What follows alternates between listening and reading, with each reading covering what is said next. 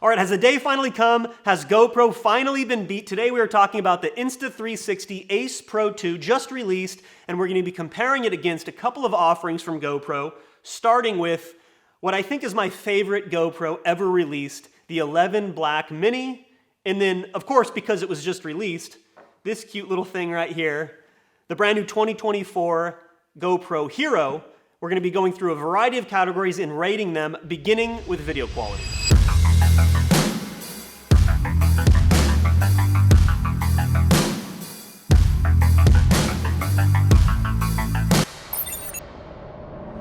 Okay, we're gonna start with the Hero, and guys, I thought I was losing my mind. I turned the camera on, and I'm gonna go through and set up the camera just the way I like it. I realized there are only 3 settings on the camera: photo, video, and slow-mo. That's it. You can't change the frame rate, the shutter speed, the color. You can't change anything. That's what you get. Okay, so the video setting is 4K 30. That's just what it is. There's no changing it.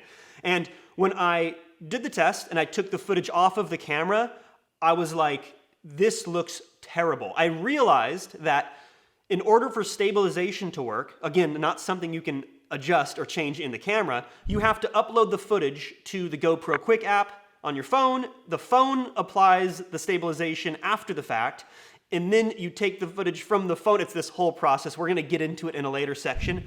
But the footage itself, so what we're rating in this video section, was pretty underwhelming. Stabilization wasn't bad once you go through that process, but even under these best circumstances, midday, beautiful sunny day here in California, I gotta have to give it a 1 out of 5. Very unimpressive. Okay, so then the Mini. You guys know I love this camera. I've used this for years. I have logged hundreds of hours on this camera. I know exactly what it looks like, what it's capable of. Now, the first kind of quirk about this is it goes up to 5.3K resolution, and I would generally do 4K, just like on its little brother here. But I can't do the hyperview, the super wide setting on this camera unless I go up to 5.3K. Kind of a weird quirk with the Mini. But in any case, 5.3K, 24 frames per second, hyperview, it looks fantastic. Stabilization is on point. You guys, this footage should look familiar to you. This has been on the channel a million times. And this is great. I mean, it has an interchangeable lens, so we can swap the lens out and we can get that motion blur effect.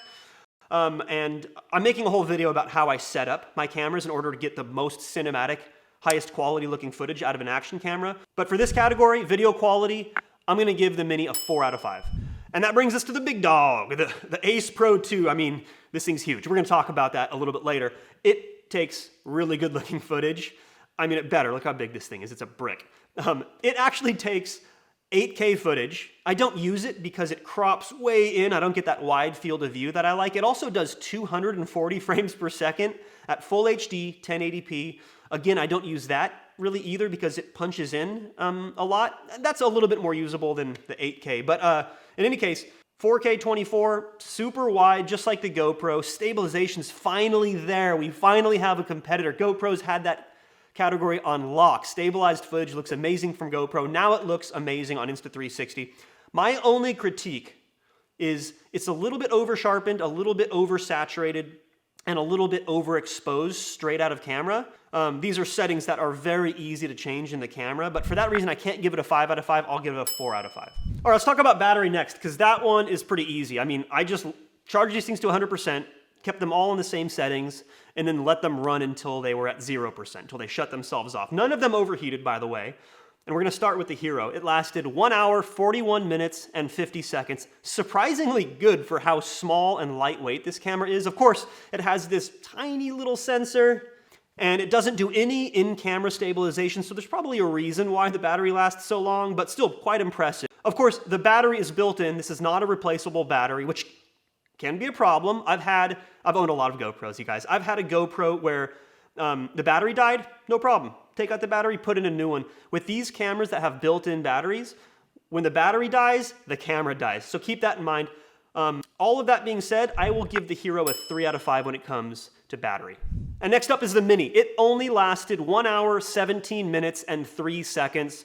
The worst of the 3. But to be honest, anything over an hour is generally okay with me because that's how long a crit is. As long as a camera can last a whole crit, I'm happy. Anything above and beyond that is icing on the cake. Now, of course, this suffers the same shortcoming as the Hero. It doesn't have a replaceable battery. I've been lucky with this camera. I have not had any problems with the battery because, of course, like I said, if I did, this turns into a really expensive paperweight. So I'm gonna have to give this a 2 out of 5 simply because it didn't last as long as the Hero. And then finally on to the Insta360 Ace Pro 2. It lasted 1 hour, 49 minutes, and 19 seconds. So the best of the three.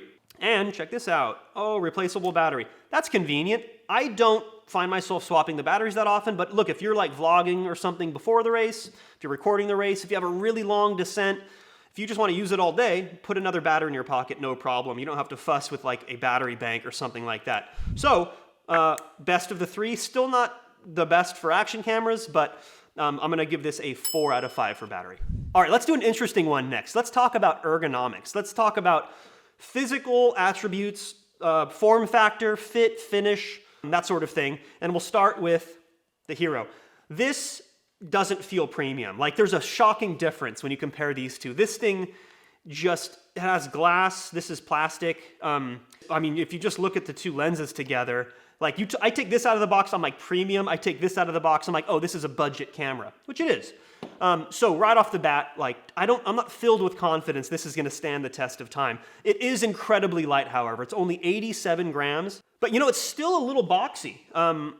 It's much smaller, but if you look at like kind of the frontal area here, it's not a whole lot different from the 11 mini. So I wasn't super impressed with this, but it is incredibly light, so I'll give it a 3 out of 5.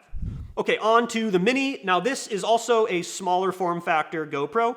It's quite a bit heavier though, compared to the brand new Hero. This is 132 grams. It does have these folding fingers, just like, if I failed to mention, just like the Hero has. These are like kind of the classic GoPro mounting points. These are built in with little magnets. By the way, these ones are plastic. So on the Hero, like I said, I just don't know how I trust it. I haven't any problems yet, but these ones are metal. This has been on my bike forever, over everything, gravel, all of it, crazy descents. It also has another set of fingers back here for when I do the chest mount. That's pretty convenient. I can put it up higher. It looks like a better perspective on my bars. But the big shortcoming with the 11 Black Mini is no screen, right? It is a pain to deal with. I'm always having to go through my phone and like make sure it's framed correctly or change the settings. I hate going through this tiny little screen in order to change the settings. It's really frustrating. So I will also give the 11 Black Mini a 3 out of 5. Okay, on to the chonky boy, the Ace Pro 2. 205 grams. This thing is massive. And of course that includes this attachment, which is convenient for sure. So this is just a magnet and it snaps into place like that, and then you get those folding fingers, right? So you kind of need this attachment if you want to attach it to your bike. So this is necessary. It makes the camera even bigger. It's 205 grams all in, by the way. And it's so big, guys, it's so big. But it has these features, right? It has like the flip up screen. I'm not much of the vloggy guy, but if that's your jam, like this is the go-to, right?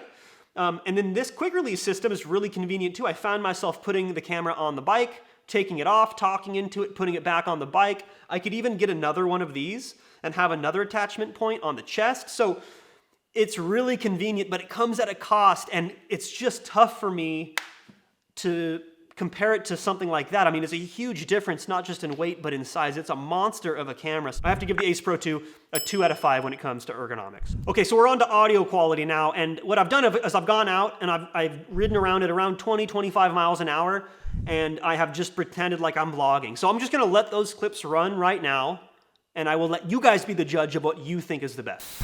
All right, audio test on the Insta360 Ace Pro 2. Obviously super convenient. I just pulled it right off of the quick release tabs on the bike. And another super convenient thing is I have a little flip up screen. I can see exactly what you guys are seeing, and I can frame the shot. I can see what it looks like. I can make sure all the settings are good. But really what I'm testing here is the audio, and it has a new system on the microphone with a little pop filter on the microphone, which is supposed to block a lot of the wind noise. So we're testing to see how that works. All right, now we have the GoPro Hero Black 11 Mini for an audio test. Had to stop, unscrew the camera from the bike, which is less convenient, doesn't have those quick release tabs. And also, I don't know, I'm just pointing the camera at my face. Like, I don't know if it's framed or anything. I'm just kind of aiming. There's no screen on this camera, so it's probably not ideal for this vlogging type of content. All right, last test. This is the new GoPro Hero, just released. It is smaller and lighter. In terms of footprint, it's about the same size as the Mini, but it's much lighter. And again, no screen, so I don't know how I'm framing this. And for me, starting with the Hero, it's not that great. It's not as bad as like the older generation GoPros. There are still, I think, I saw a couple, yeah, there's a couple of different mics on here, so I think there is some processing going on inside the camera to help cut back some of that wind noise, but it's not great. 3 out of 5 for the Hero. And I don't know about you guys, but I didn't hear that big of a difference between the Hero and the 11 Black Mini. Kind of surprised. I thought the more premium 11 Black Mini would do a better job. There are more microphones on this camera as well. But yeah, it sounded about the same to me, so I'm gonna give the 11 Black Mini a 3 out of 5 as well. Okay, and then the Ace Pro 2, the clear winner. I don't know if there's any debating that. Like, it sounded the best for sure. And I think a lot of that has to do with this feature right here. This is a little windscreen that physically blocks the sound of the wind coming in, just like I have on, you know, on the microphone I'm talking into right now. It blocks the wind, so there's a physical barrier, but then also this thing does all sorts of, you can read more about it, I'll leave a link in the description. It does all sorts of processing in the camera to try to eliminate that unwanted background noise so you can just hear the voice. And I have never heard an action camera sound this good directly from the camera, so I gotta give it a 5 out of 5. Okay, the last category we're gonna talk about, other than price, we're gonna talk about price and final recommendations at the end, but it's a category that people don't often talk about, but it's like the most important thing to me as somebody who's owned, God, maybe 50, probably over 50 action cameras at this point, is ease of use. That is like, in other words, my desire to go grab that camera. When I have a desk full of cameras, like which one am I gonna go grab? So there's a lot of factors that contribute to this. And a lot of them we've kind of touched on already, but there are some that we haven't. And we're gonna start, of course, with the Hero. Okay, the good thing about the Hero is you are not overwhelmed with choice. You literally have 3 options. If you're doing video, put it on video, go out and have a good time. And you have a screen that you can work with, unlike the 11 Black Mini, and it's just gonna work. You don't have to put much thought into it. But then the bad. In order to get footage from this camera, I had to go record the footage in the camera. Can't use it from the camera, there's no stabilization applied. I had to go into my phone via the Quick app. Then I had to download it from the app actually onto my phone. So you better hope you have a lot of space on your phone. And then I had to go from my phone to the cloud somewhere like Google Drive, and then download it to my computer in order to start using it, to start editing it. For my workflow, this is like a showstopper. This is an immediate deal breaker. I cannot use this camera. It's so frustrating, but I can't. I can't. I'm gonna give it a 1 out of 5. And then the 11 Black Mini. So I know exactly how this camera works, so I'm gonna try to not look at this camera through my lens of ownership. Apologies for the pun there. But for somebody just getting a camera like this with no screen on the back, just this tiny little one which only displays text, you are going to be frustrated. The ease of use, which is the category we're in, the ease of use is going to be difficult. There's a steep learning curve. What you're gonna end up doing, even myself, to this day, pull out my phone, connect it to the Quick app, and then I can actually frame it, and you can look at the screen from your phone, but you have to do this whole connection process, connect it to your Wi-Fi, yada, yada. And I still use the phone in order to get the settings just right. If I've changed the settings in any way, it's just easier from a screen. So I wish I could give this a better ease of use category ranking, but I can't, and I'm gonna have to give this a 2 out of 5. Okay, then on to the Ace Pro 2. In terms of ease of use, I am tempted to reach for this thing because it has all of these features we've talked about. The flip screen, it has this quick release mount, and it has really good audio with this like interchangeable system. You can change this, and you can put one that's better for underwater. It can go even deeper. So there are a lot of wonderful features that make this thing really tempting to go and grab, but I find myself kind of reluctant because it's so big. It just, when it sits on the chest mount, I have to tighten everything up because it's heavy and big. When it's underneath the handlebars on the bike, it's heavy. It's like, it's adding a significant amount of weight to my bike. And then when I close it up and I stick it in my pocket, it's just a big thing that I kind of feel back there. I'm being super picky here, but for those reasons, I wish I could give this a better rating, but I'm gonna have to give it a 3 out of 5.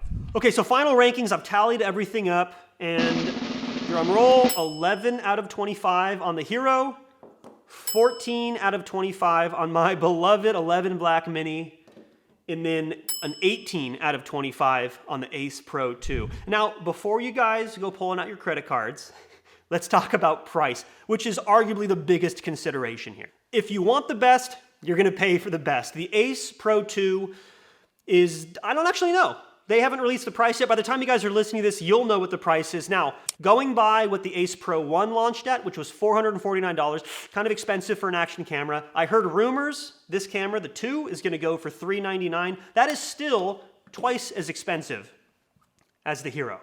This is a $199 camera, brand new. And then I found my beloved 11 Black Mini used for $200, and then you can still find them new for about $250. Okay, so let's wrap all this up. Let's talk about my recommendation, and let's talk about features of action cameras that are must-haves. And the first one might surprise you. That is something we touched on earlier in this video, very briefly. That is an interchangeable front lens element. See, on GoPros, modern GoPros, you can do a little quarter turn on the front lens element, and there it comes, just right off. This is important for a couple of reasons. Number one, it protects the actual lens. So these break. These break all the time. I mean, little rocks come up, break these, and then you just swap this out. This is super cheap. And you're back in business, which is something that you can't do on the Hero, for example. So if something were to break this front lens, this thing is bricked. I mean, you could probably send it back to GoPro for repair. I assume that it's just gonna cost as much as a new camera. The other thing, and I'm gonna touch on this in a future video, is getting the most out of these cameras. Getting that really beautiful cinematic look on these cameras requires what's called a neutral density filter. So you can swap this out for something that is darker in tint. And what that does is that allows you to get this really pretty looking motion blur. And it is a requirement for me when I'm looking at action cameras. This, by the way, is something that is also available on Insta360 cameras, including the Ace Pro 2. So here's the math that you should be doing. Now that we're at the very bitter end of this video, which one should I buy? This is the better camera. Make no mistake about it. Scored higher, it takes better looking footage. It is a much more capable camera outside of just bike racing. This has this flip screen feature. This has this quick release feature. The screens as you're going through is just a much more pleasant experience. The audio sounds better, all those things we talked about, but it's bigger and more expensive. That's the math you have to do. This camera is cheaper and smaller, but the footage doesn't look as good, and there's no screen. I've been using this camera for years. I still have to pull out my phone and manage with the settings. It still is a pain. So I find myself reaching for the Insta360 more and more, even though it is, what, 80 grams more? It's not night and day, but I still find myself reaching for the Insta360 more and more because of those features. So I hope this video helps you guys make a decision. Hopefully I didn't ramble too much. Thanks for hanging in there. If you want more of this type of content, if you want me to compare more cameras or whatever, just let me know down in the comments. I read all of them. I respond to as many as possible. Thanks for watching, guys. I'll catch you in the next one.